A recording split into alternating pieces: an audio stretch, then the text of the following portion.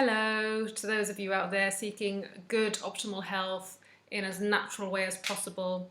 I'm Eliza, and today I'm going to be talking to you about coping strategies for people who are empaths or highly sensitive people, HSPs. I myself am both. It is possible to be both highly sensitive and an empath, and sometimes you're not sure how to cope, or I wasn't in the past. I want to share coping strategies that are recommended by professionals, but also what I use myself to cope and to thrive as an empath and highly sensitive person. So, step number one, there are 8. This is number 1. Evaluate. Evaluate the situation. Try to develop a habit of when you feel stressed, when you feel depressed, when you feel angry, happy, sad, whatever. If it's an intense emotion and you don't like it, evaluate whether it's coming from you personally or whether it's coming from an outside source. So if you say that for example, you're feeling stressed and you're not sure how that's come about, ask yourself, have I got something to be stressed about? Is there something in my life right now that is stressing me out? If no, then it's probably an outside source. So rather than getting lost in that feeling of just going with the anxiety and allowing yourself to be stressed, question it, evaluate it. So, like for example, ask yourself questions such as, is this emotion mine or is it someone else's? It could be both. It could be both. But if the emotion is, for example, fear or anger, gently confront what's causing it. Keep your mind and your thinking engaged to identify the source of it. And if you can't identify the source, then it's probably coming from you. But the coping mechanisms can be similar, whether it's from an outside source or whether it's you. So, for example, if an outside source, if it's not a person, it could be, are you watching something on TV that's violent or disturbing? Or, I don't know, is there some kind of electromagnetic pulse going on around you, for example? We pick up on things like that. So have an internal dialogue with yourself. And I talk to myself and I say things like, Eliza, is this your stress or is it somebody else who's just entered the room or someone in the room? The other person is stressed, so I'm picking up their stress. I talk to myself about it. Apparently intelligent people do talk to themselves. But then if there is a feeling there, an annoyed person or angry or impatient person, I talk to myself and say, Eliza, it's not your stress. You don't have to allow it to affect you. And so mentally distance yourself from that stress. That really helps me. A second thing you can do is simply move away. When possible, distance yourself from the source, if it's not you. If it's causing you discomfort, I would recommend between 5 to 20 meters of distance between yourself and the source. Test out the distance that suits you. I find that I only need about 2, 3, maybe 5 meters from a person to stop myself from picking up their energy. And see if you feel relief. Just test it out. And don't err on the side of not wanting to offend, especially strangers. They don't know you. And if you're in a public place or anywhere, don't hesitate to change your seat. Just move away. If you're on the bus or if you're on a train, I'd rather stand up than sit next to someone who I can feel their stress. And yeah, you don't need to have that sense of dis-ease, malaise imposed on you. I used to feel that I would offend a person if I moved away and I didn't even know them. They didn't know me. But to be honest, now I'd rather move away than sit and be uncomfortable by someone or something. And I remember being so uncomfortable, for example, in the supermarket queue. If people come up too close behind me or in the airport queue, I don't like people being too close. I call it my bubble. This is my bubble. I have like a meter around me at least. And depending on the person, some people I allow into my bubble, but other people I really felt uncomfortable with that. And so just move. Take yourself away from that situation. And you learn with time, as you practice the other mechanisms or coping strategies, that this gets better and maybe your distance will become less. Possibly, maybe not. Not for a long time, for me personally. So this brings us on to another point, which is set healthy limits and boundaries.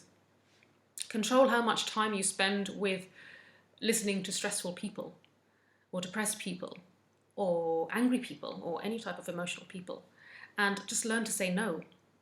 And remember, no is a complete sentence. This is a quote by Dr. Orloff, Dr. Judith Orloff. She's great. She's an empath and a doctor as well, a psychologist.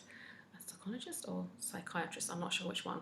I mentioned it in my last video when I talked about empaths and HSPs in general, so you might want to go and check that one out. So yes, just say no. You don't always have to give a reason. You don't have to explain yourself, but that gets easier with practice and time, trust me. And also acknowledge your introversion. Mostly empaths and highly sensitive people are introverts. Acknowledge that, honor that. Most of us, we're not able to deal with too crowded situations for too long. So if crowds make you uncomfortable, then don't put yourself in those positions until you feel ready to expose yourself to that.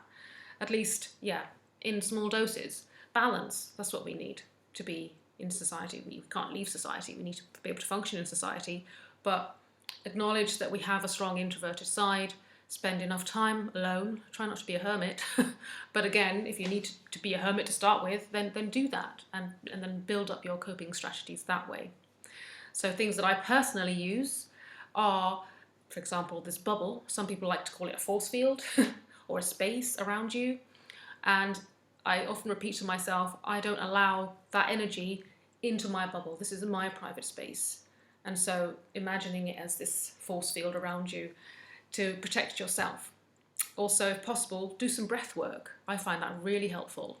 I did a Meisner acting training course a few years ago, and when we do this training to become an actor, an actress, it's a lot of breath work and a lot of physical exercises that we would do to help loosen up. So for example, you'd put your hands on your lower belly and you would take a deep breath and you would call what they would say, breathe into your belly.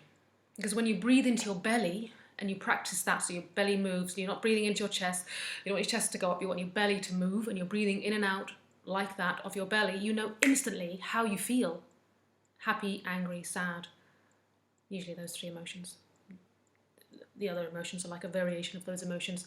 And if you feel sad, which is predominantly our designated state, so to speak, because we don't express it enough, acknowledge that you feel sad and just be aware, actually I'm sad.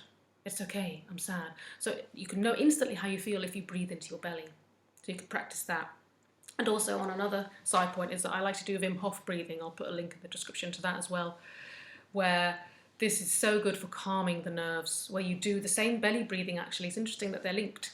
Belly breathing, and it not only increases your oxygen levels, it's an excellent antidepressant, excellent stress reliever. So doing 30 deep breaths into your belly, anyway, I'll put the link in, you can do that at a later time. It's brilliant as a coping strategy. So I know you're not always in a public place where you can suddenly start breathing into your belly, but if you can find a little private area, you can go across and you can, privately do some breathing. It's really helpful for myself. I find that, so hopefully it can help you. Also, I pray.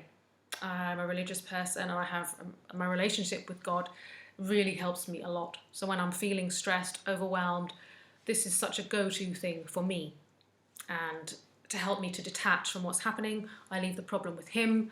And if prayer is not your thing, then find something that is your thing. Some people like to meditate or squeeze stress balls or do the breathing. There are lots of different techniques out there, so find something that works for you. And also be aware of what you eat. I'm 99% vegan, and I find that this really helps me to stay calm because I'm not eating all those animal hormones. I'm not eating those things that my body's really struggling to digest. High sugar, high salt. It's an extra stress for the body, and I find that if I eat sugar especially, my blood pressure goes up and I feel stressed. If I have too much caffeine, my stress levels go up, and I just find that it just puts my nerves on edge more. So play around with different foods that maybe be affecting your mood, and I can't recommend, sorry, I'm stuttering over my words, the plant-based diet enough. It's just the calmest way to live. So maybe you want to look at doing that, or at least cutting down on sugar and processed foods. and trying to eat, if you're going to eat meat, eat organic, grass-fed meat and dairy products with all the hormones and stuff in it, especially chicken. God, dear. Anyway, I won't preach about that. And another point is get enough alone time. It's not always easy if you are a busy person with a busy job, if you're a family mom with lots of kids, but to center yourself, you really need it. So schedule it, even if it's just a few minutes a day, 10 minutes a day to do what you want to do. And that brings me on to my next point. Do something you love. What are you passionate about? Express yourself, because often empaths and highly sensitive people, we're very creative. And if you don't have an outlet for that creativity, it's a real shame, and that's going to contribute towards depression. So within whatever means you have, do something that you're really passionate about. I do these videos. This is something I'm really passionate about. It's helping people to get well naturally. This is what I love. So you find what you love to do. And last point is switch off your wireless technology, especially when you're sleeping, because the body's in a lower state of functioning and it goes into healing mode when we're asleep. Get rid of all that electros, e-smog, because it's going to amp up your nerves, amp up your stress levels, and help you to not feel as relaxed as you could be, especially when you're sleeping. So get rid of your electric alarm clocks, the plug-in electric alarm clocks, they're terrible. Your cordless phones, they're basically like having a mini mobile phone mast in your house. At least unplug it at night, switch it off, take the batteries out of it. You don't need your phone on at night. Also, your mobile phone, of course, Wi-Fi, switch it off. Phone, airplane mode. Get a battery-powered alarm clock. It should help your stress levels. Unplug everything in your bedroom. It will really help you to be calmer as a highly sensitive person or empath. So I'll do another blog on that in the future, because that's another whole subject really. But just try it. Try these pointers. Do what you can do and see if you feel calmer and more happy in yourself, so that you can enjoy being an empath, because really it's a bit of a superpower. So yes, enjoy that, I hope, and hopefully it's been able to help you, and I will see you next time in the next video. Don't forget to like and subscribe to the videos, share them with other people if you know other empaths or highly sensitive people, or if you know someone who is struggling with a chronic illness, please send them to my blog here on YouTube, because this information is all for free and you really are able to heal yourself more than we realize. So that's all I have for you today. Take it easy and take care of yourselves. Bye for now.